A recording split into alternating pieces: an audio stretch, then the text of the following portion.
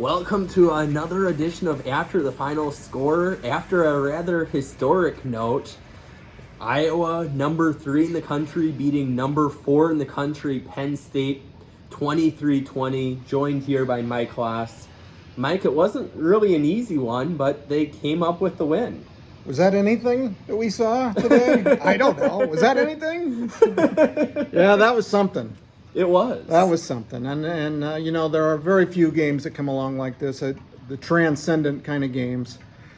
Iowa certainly had its memorable wins here and in recent years. Michigan and Ohio State come to mind, both in the top, both ranked third at the time. This was recent, but this was when Iowa was in the top 5. When Iowa was there's ranked a different number 3. level to that. Yeah, there's a different level. You're not talking about an element of surprise or a big upset or ruining somebody else's playoff season. You're talking about going for something yourself and doing it against a ferocious team, a team that gave Iowa every last thing it could have wanted today, really. Yeah. And it was just one of those games that if you were here, you're not going to forget it. No, I think every single person in this stadium will have a few key memories. I think the people who stormed the field have that particular memory. Which was about everybody. Yeah. Yeah, that was a pretty good chunk of people there. I was trying to cut through. Maybe you had a better strategy. No, I stayed away from it. I've been through this rodeo before. But, you don't get crowd storms at Kinnick too often. When you do, there's usually a very good reason. And this was a slog. This was uphill all the way, so that it just made the emotion build and build and build and build. And then when, Petrus hits Reganey 44 yards in that touchdown to go ahead, the place just went, the stadium was loosened off its moorings, I thought. Oh, yeah. I mean, all of that was kind of getting bottled up there, and there's a lot of frustrations, a lot of field goals that I kind of thought of it as, okay, on drives where they probably should have been getting touchdowns, they're getting field goals. On the drives that they should have been getting field goals, they were punting. Yeah. That's a great defense they played against. Penn State's got a fantastic defense. They might not play against a better defense. Well, certainly not in the regular season. No. And, Petrus at the end of the first quarter had a quarterback rating of 2. As I noted, that's not what you want. No, you're not playing golf. And I wrote this, so I'll steal one of my own lines. But you get more than that just for spelling your name correctly. A 2. He was 1 of 9 for 14 yards with an interception, and it didn't really feel like things would get a whole lot better. No. And in vintage Petrus style, he stays with it when people in the stands and people in TV land are giving up on him. His teammates stay with him.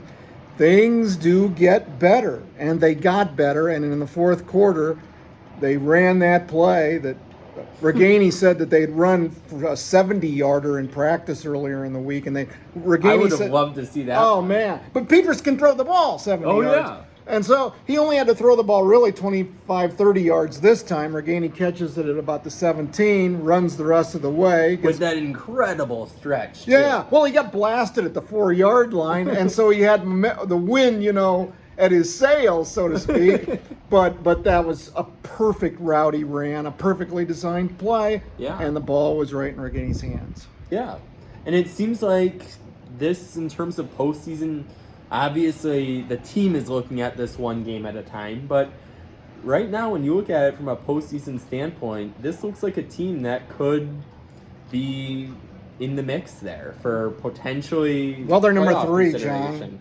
And don't buy into that one game at a time stuff. They're looking at it. This game meant the world to that team, and they didn't hide it. No. And on Tuesday they were saying, like, even Kurt Ferentz, who's probably as understated as anybody, talked about how much he loves it when the chips are on the table. Yeah, well, they were on the table, and everybody knew it. Everybody knew it all week, and this had a build-up unlike many games that we've had here in a long time. Yeah. When they beat Michigan in, 2016, They were coming off a terrible loss at Penn State, and nobody thought they could beat Michigan. Mm-hmm. When they played Ohio State in here in 17 and destroyed them, nobody saw it coming. I mean, everybody had a big old time and still talks about it, but there wasn't a week of build-up. There wasn't an expectation. There wasn't a realization that if they win this game, yeah, what you said, the next 6 games are all winnable, and I'm not saying they're going to win them all, but they're winnable. And to be 6-0 and have 6 winnable games, kind of exciting stuff. Oh, yeah. It's kind of exactly how you would want to draw things up here. I don't know if you could have a more ideal situation, because you really just have to you control your own destiny here, where if you're 12-0 into the Big Ten championship game, that's a good spot to be. There's the smart money is to do what Ferentz says, and don't, it's just 6 games. And it is just 6 games. Yeah. If they don't get their feet on the ground next week, they don't have a good enough offense to just glide by teams. Oh, yeah, no, it's a defense. Well, we saw it where, if you don't have those turnovers, it's a much different game. Oh, sure. And again, 4 picks.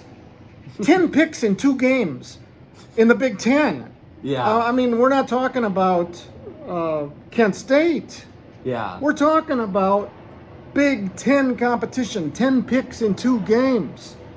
And not to mention all the hurries and all the hits. And going up against some pretty talented receivers, too, in those 2 games. Yes. When you look at Demas on Maryland and then Dotson on Penn State. So not only are you getting these against pretty good quarterbacks, Well, John, I mean, let's face it. They don't knock Clifford out of that game.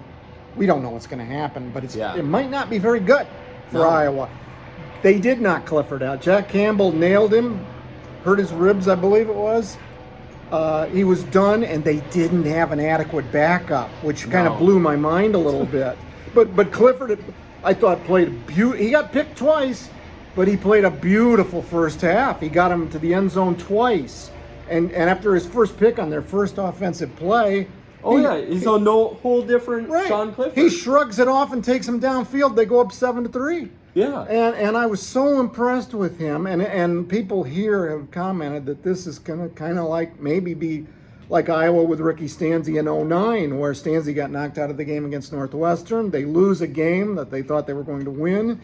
And it screwed around with potential playoffs. Yeah. Well, I don't know what Penn State would have gone on to do, but that had they kept their quarterback, they would have been in a better place. But the fact is, this is football. It's rough. It's violent, and there are injuries.